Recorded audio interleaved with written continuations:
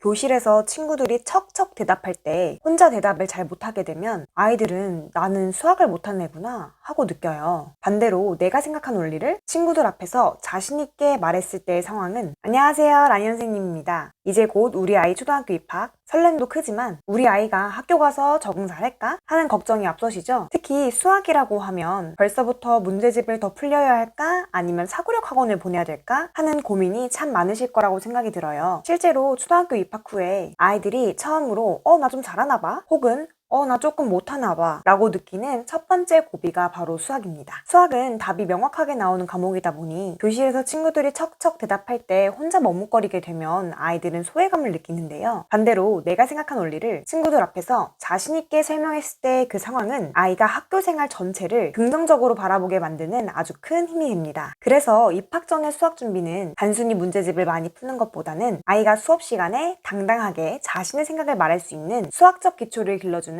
과정이어야 합니다. 그렇다면 우리 아이가 학교에서 즐겁게 적응할 수 있도록 초등학교 입학 전 가정에서 꼭 해야 할 3가지 핵심 지금부터 말씀드릴게요. 첫 번째는 바로 수감각을 깨워주는 건데요. 보통 수학 공부라고 하면 문제집 몇 건 풀었나? 연산학습집 안 밀리고 잘했나를 체크하시죠? 그런데 제가 영재원이나 현장에서 수학을 정말 잘하는 아이들을 지켜보면 공통점이 하나 있어요. 바로 이 수감각이 발달해 있다는 건데요. 전문가들이 초등학교 시절 문제를 많이 푸는 것보다 훨씬 중요하다고 강조하는 이 수감각, 과연 뭘까요? 쉽게 설명하자면 숫자를 기호가 아니라 양으로 느끼는 것을 말하는데요. 예를 들어 숫자 5를 보고 어떤 아이는 꼬부랑 글씨 하나로 보지만 수감각에 있는 아이의 머릿속에는 사과가 5개 또는 이 5손가락을 떠올려요. 이게 바로 수와 양의 관계를 이해하는 힘입니다. 그럼 수감각 기르는 3가지 방법 알려드릴게요. 첫 번째는 수 100판인데요. 수 100판으로 수의 체계를 잡아줘야 돼요. 아이가 1부터 100까지 다 셀 수 있다고 숫자를 다 아는 게 아니에요. 100까지 적힌 수 100판을 앞에 두고 숫자의 위치와 규칙을 눈에 익히게 도와주세요. 25에서 한 칸 밑으로 내려가면 어떤 숫자가 있을까?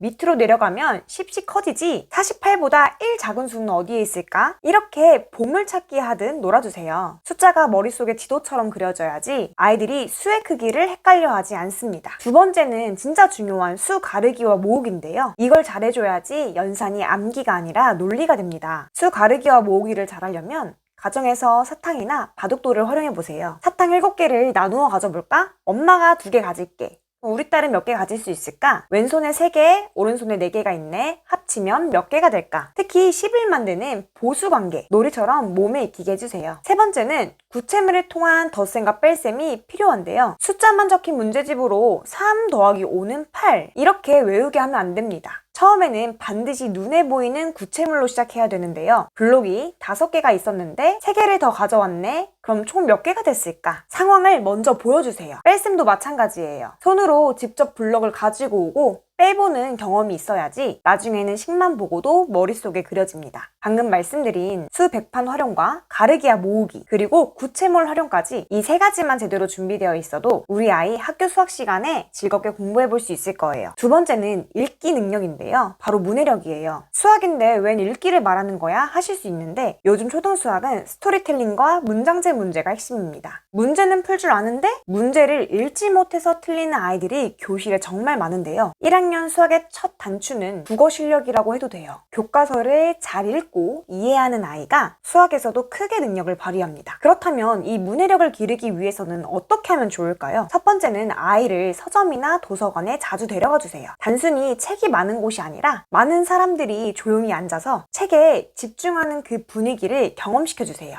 스마트폰에 짧고 자극적인 영상에 익숙해진 아이들에게 종이 위에 있는 글들을 진득하게 바라보는 것은 최고의 수학 준비가 될 수 있습니다. 두 번째는 한 권을 읽어도 깊게 설명하는 독서가 필요한데요. 많이 읽는 것보다 중요한 거는 정독입니다. 책 한 권을 읽더라도 이 주인공은 왜 이런 선택을 했을까? 혹은 이 사건 뒤에는 어떤 일이 벌어질까? 라고 물어봐 주세요. 자기 생각을 조리 있게 정리해서 말하는 연습이 나중에 수학에서도 풀이 과정을 논리적으로 적는 힘이 됩니다. 그리고 이러한 질문들이 수학에서도 연역적 추리, 추론 문제에도 도움이 됩니다. 세 번째는 제가 가장 추천하는 방식인데요. 문장제 문제가 나왔을 때 이 문제를 그림으로 바꿔서 풀어보는 거예요. 수학 문해력의 핵심은 문제 속에 있는 글을 상황으로 바꾸어 보는 건데요. 예를 들어 사과 5개 중 2개를 먹었습니다 라는 문장을 읽고 아이에게 이 상황을 그림을 그려서 풀어보도록 해보세요. 이런 문제들을 이미지화하는 훈련이 되어 있는 아이들은 아무리 긴 문장제 문제들을 만나도 당황하지 않고 핵심식을 바로 뽑아냅니다. 네 번째는 소리내어 읽으면서 끊어읽기 연습을 하는 건데요. 제가 이런 경우는 진짜 많이 보는데 우리 아이들 눈으로만 읽어서 문제의 조건들을 굉장히 많이 놓치더라고요. 그래서 저는 수학 문제를 소리내어 읽게 하고 어느 지점에서 끊어서 읽어야 될지를 알려줘요. 일미 단위로 끊어있는 습관이 잡히면 문제의 조건을 빠뜨리는 실수가 눈에 띄게 줄어듭니다. 수학은 결국 언어로 된 약속인데요. 문해력이 탄탄한 아이는 수학을 단순히 계산하는 게 아니라 하나의 이야기로 받아들입니다. 집에서 엄마 아빠와 나누는 대화와 꾸준한 독서가 우리 아이의 수학 성적표를 바꿀 수 있어요. 마지막 세 번째는 의외로 많은 학부모님들이 놓치고 가는 부분인데요. 바로 연필 잡는 힘과 바른 글씨입니다. 실제로 0을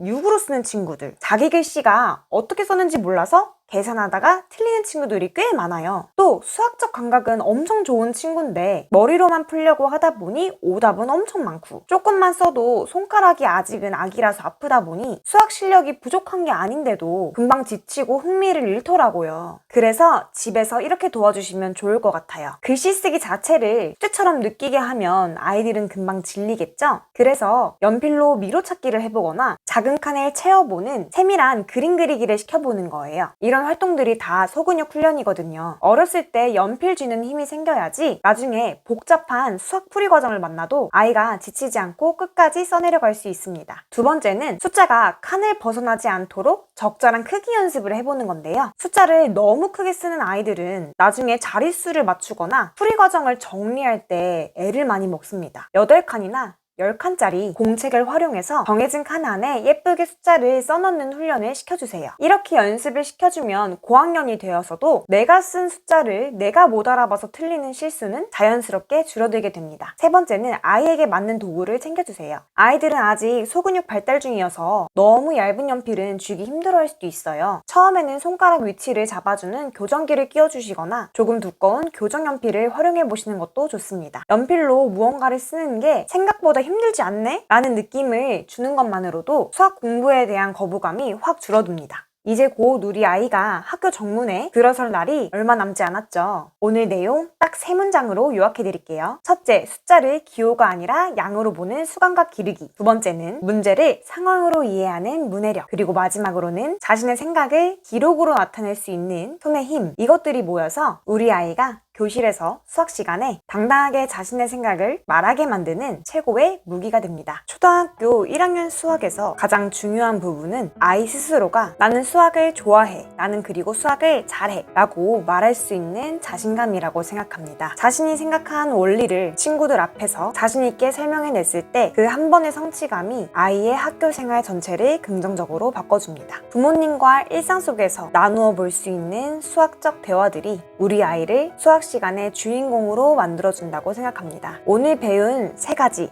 바로 실행해보시는 것은 어떨까요? 우리 아이들의 설레는 첫 등교를 진심으로 응원합니다. 오늘 영상이 도움되셨다면 구독과 좋아요 한번 부탁드립니다. 궁금한 점은 언제든지 댓글 남겨주세요.